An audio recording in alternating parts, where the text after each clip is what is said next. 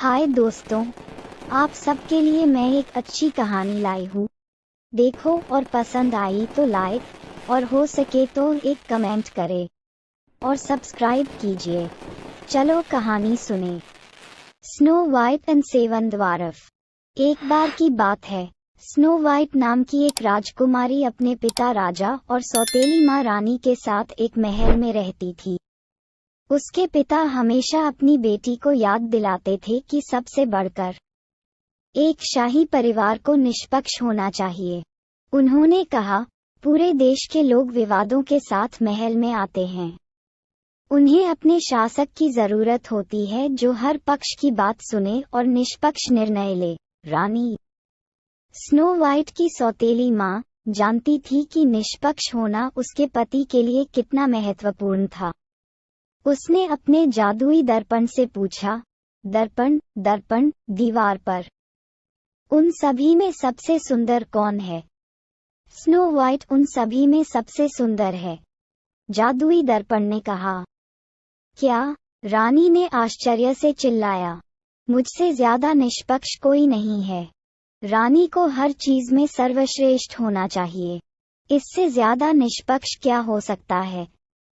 Snow white उन सभी में सबसे सुंदर है, जादुई दर्पण ने फिर से जोर दिया। रानी ने अपनी मुट्ठियां हिलाईं। तुम्हें क्या पता, तुम एक दर्पण हो? और वह गुस्से में चली गई। फिर भी रानी परेशान थी, इतनी परेशान कि रानी ने एक बार और हमेशा के लिए लड़की से छुटकारा पाने का फैसला किया। मैं एक और दिन इंतजार नहीं कर सकती, उसने फैसला किया। रानी ने अपने नौकर एक शिकारी को बुलाया। कल स्नो वाइट को जंगल में ले जाने का कोई बहाना ढूंढो, उसने नौकर की ओर अपने लंबे नाखून को दिखाते हुए कहा। और उसे मार डालो। शिकारी हैरान रह गया, लेकिन वह रानी थी, वह क्या कर सकता था? अगले दिन वह स्नो वाइट को जंगल में ले गया। जैसे ही उसने उसे मारने के लिए चाकू निकाला, स्नो वाइट पलट गई। देखो, उसने अपनी जेब से कुछ निकालते हुए कहा। उसने उसके सामने लकड़ी से बनी 6 बेहतरीन जानवरों की आकृतियां रखीं। क्या तुम्हें वे पसंद हैं? उसने कहा। मैंने उन्हें तुम्हारे लिए बनाया है, स्नो वाइट, शिकारी ने कहा। मैं ऐसा नहीं कर सकता। बेशक तुम्हें इन्हें स्वीकार करना होगा। वे एक उपहार हैं, स्नो वाइट ने कहा। मेरा यह मतलब नहीं था, नौकर ने कहा। मैं ये कैसे कह सकता हूँ? रानी, तुम्हारी सौतेली माँ ने मुझे तुम्हें मारने का आदेश दिया है। शिकारी अपने घुटनों पर गिर गया। लेकिन मैं नहीं कर सकती। वह क्या? स्नो वाइट ने घबराकर कहा। तुम्हें भाग जाना चाहिए, शिकारी ने कहा। बहुत दूर, अभी, और महल में कभी वापस नहीं आना। स्नो वाइट मुड़ी और जितनी तेजी से भाग सकती थी, जंगल में भाग गई। वह अंधेरे होते जंगल में और भी अंदर भागती गई। भेड़िए चीखने लगे थे। वह लड़खड़ा गई और उसकी स्कर्ट फट गई। लेकिन वह भागती रही। ऊंचे पेड़ों की शाखाएं उसे पकड़ने के लिए जमीन तक पहुंच रही थीं, लेकिन वह भागती रही। वह खरोंच गई थी, खून बह रहा था और डरी हुई थी। लेकिन तब तक भागती रही जब तक वह और नहीं भाग सकी। अचानक दूर से एक रोशनी चमकी। जंगल में इतनी गहराई में कौन रहेगा? वह रोशनी के करीब पहुंच गई। यह एक झोपड़ी से आ रही थी, फिर भी झोपड़ी से कोई आवाज नहीं आई। केवल खिड़कियों से टिमटिमाती रोशनी आ रही थी। हेलो, उसने दरवाजे पर धीरे से दस्तक देते हुए कहा। हेलो, कोई जवाब नहीं। दरवाजा थोड़ा खुला था। उसने इसे थोड़ा और खोला और अंदर कदम रखा। क्या कोई घर पर है? उसने चारों ओर देखा। क्या गड़बड़? शायद अगर मैं यहाँ सफाई कर लूँ तो मैं आज रात रुकने का प्रबंध कर सकती हूँ। सफाई करते समय उसे किसी का ख्याल आया। उसके पिता ने उसकी सौतेली माँ रानी से शादी करने से पहले वह और पास के राज्य में रहने वाले एक राजकुमार एक साथ समय बिता रहे थे। जब वह आता तो वे शाही बगीचे में टहलते। एक दूसरे को दरबार में जीवन की कहानियां सुनाते और उन सभी विचित्रताओं पर हंसते जो वे जीते थे। हालांकि जब उसके पिता ने दोबारा शादी कर ली तो सौतेली माँ ने एक नया नियम बनाया, कोई और आगंतुक नहीं। यह उचित नहीं था, उसने दृढ़ स्वर में कहा। अब राजकुमार को चुपके से महल के द्वार पर खिसकना पड़ा। राजकुमार उसके बेडरूम की खिड़की के नीचे से उसे पुकारेगा और वे इस तरह से थोड़ी बात कर सकते हैं। उन्हें अपनी आवाज कम रखनी थी ताकि यह शाही बगीचे में टहलने जैसा न लगे, लेकिन ये सबसे अच्छा था जो वे कर सकते थे। वह चिंतित थी, अगर वह फिर कभी महल में वापस नहीं लौटी तो क्या वह उसे फिर कभी देख पाएगी? जब वह मिलने आएगा और वह वहां नहीं होगी तो वह उसके बारे में क्या सोचेगा? स्नो वाइट ने लिविंग रूम को साफ करने के बाद वह अटारी में जाने के लिए सीढ़ी चढ़ी। ऊपर की मंजिल पर बच्चों के लिए आकार के 7 छोटे बिस्तर एक पंक्ति में रखे हुए थे। सफाई से थककर स्नो वाइट ने जम्हाई ली और सीधे सभी 7 बिस्तरों पर लेट गई। थकी हुई वह अपनी बाहें फैलाने से पहले ही गहरी नींद में सो गई। इस बीच 7 बौने गहनों की खदानों में काम करने के एक लंबे दिन के बाद घर की ओर जा रहे थे। जब उन्होंने अपना दरवाजा खोला तो आप कल्पना कर सकते हैं कि उनकी हैरानी तब हुई होगी जब उनकी झोपड़ी साफ सफाई से चमक रही थी। ये किस तरह का जादू है? बौनों में से एक ने अविश्वास में अपनी आंखें मलते हुए कहा। वह चिड़चिड़ा था। ये किस तरह का जादू है? बौनों में से एक ने अविश्वास में अपनी आंखें मलते हुए कहा। मुझे इस तरह के और जादू से कोई ऐतराज नहीं है, एक बौने ने मुस्कुराते हुए कहा। वह मूर्ख था, हमें अटारी की जांच करनी चाहिए, एक और बौने ने कहा, जिसका नाम डॉक्टर था। यहाँ कुछ अजीब है, मेरी बात पर यकीन करो, हमें किसी भी चीज के लिए तैयार रहना चाहिए। खैर, हम ऊपर जाकर देख सकते हैं कि हमें क्या मिलता है। उन्हें बहुत आश्चर्य हुआ जब उनके सभी बिस्तरों पर एक प्यारी सी चेहरे वाली युवती गहरी नींद में लेटी हुई थी। तुम कौन हो?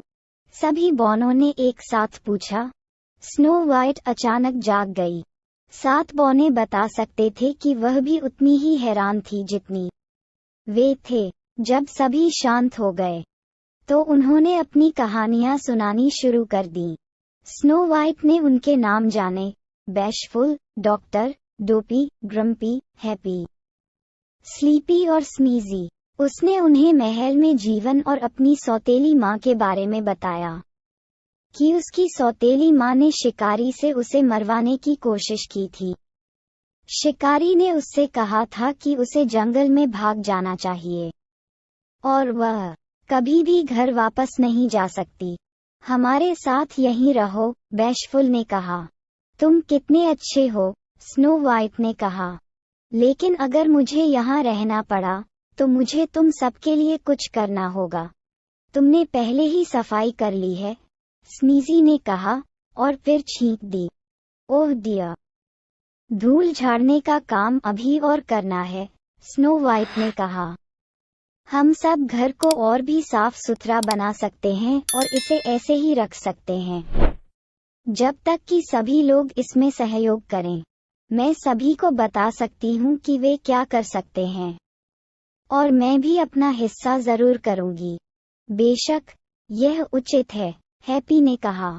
मैं तुम्हारे लिए कुछ और भी कर सकती हूँ, स्नो वाइट ने कहा। 7 बौनों ने कंधे उचका दिए।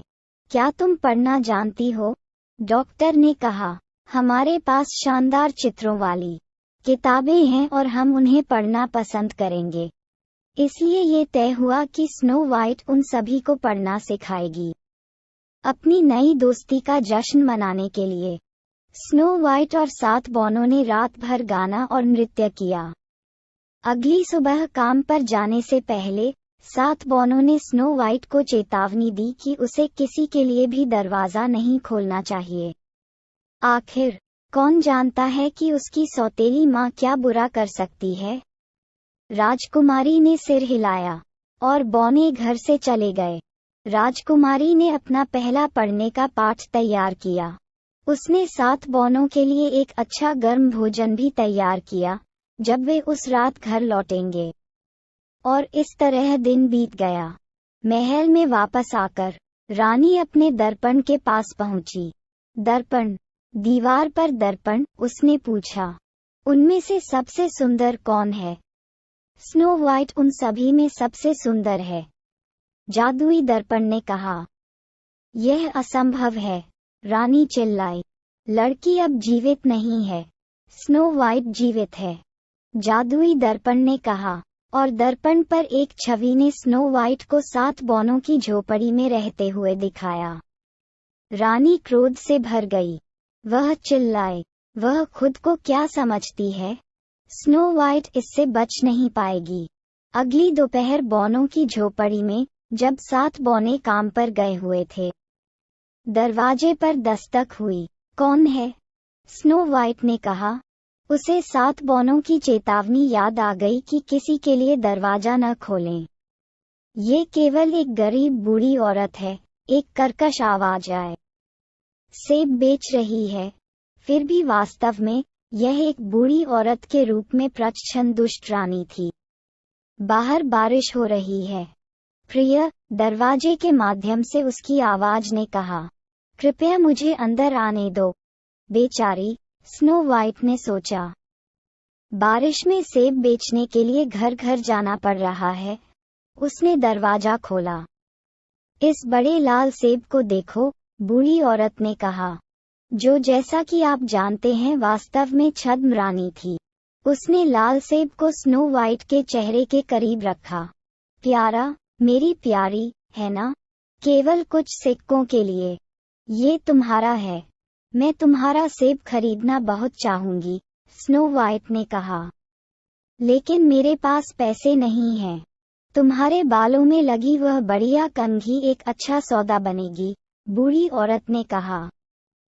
ठीक है, फिर, स्नो वाइट ने कहा। उसने अपनी कंघी बूढ़ी औरत को दे दी और बदले में सेब ले लिया। स्नो वाइट ने बड़े चाव से एक बड़ा निवाला खाया। काश फल में जहर था। एक बार स्नो वाइट बेहोश होकर जमीन पर गिर दिन भर के काम से घर लौटते हुए 7 बौने अंदर आए। वे ये देखकर वाकई हैरान रह गए कि स्नो वाइट फर्श पर लेटी हुई है और उसकी सौतेली माँ उसके बगल में हंस रही होगी। दिन भर के काम से घर लौटते हुए 7 बौने अंदर आए। उन्होंने दुष्ट रानी को दरवाजे से बाहर और तूफान में खदेड़ दिया। एक पहाड़ की चोटी तक उन्होंने उसका पीछा किया, जब अचानक पहाड़ पर बिजली गिरी। रानी गिर गई और वह फिर कभी नहीं देखी गई। लेकिन कुछ भी बेचारी स्नो वाइट की मदद नहीं कर सका। वह अपनी गहरी नींद में बिल्कुल स्थिर रही। 7 बौनों ने उसे धीरे से एक कांच के ताबूत में उठा लिया। दिन रात वे उसके ऊपर निगरानी रखते थे, दुख के मारे रोते रहते थे। एक दिन राजकुमार बौनों की झोपड़ी के पास से गुजरा। जब से उसने जाना कि स्नो वाइट महल में गायब है, वह जानता था कि कुछ बहुत गलत होना चाहिए। वह अपने घोड़े पर कूद गया और तब से उसे खोज रहा था। अब वह आखिरकार उसे मिल गया, लेकिन ऐसी हालत में। राजकुमार ने कांच के ताबूत का ढक्कन उठाया। उसका चेहरा इतनी गहरी नींद में भी इतना ताज़ा लग रहा था। राजकुमार ने धीरे से स्नो वाइट का एक हाथ अपने हाथों में लिया और उसे चूमा। एक बार स्नो वाइट की आंखें खुल गईं। प्यार के पहले चुंबन के साथ बुरी रानी का जादू हमेशा के लिए चला गया। 7 बौनों ने जोर से जयकार की। राजकुमार और स्नो वाइट एक दूसरे की ओर झुके।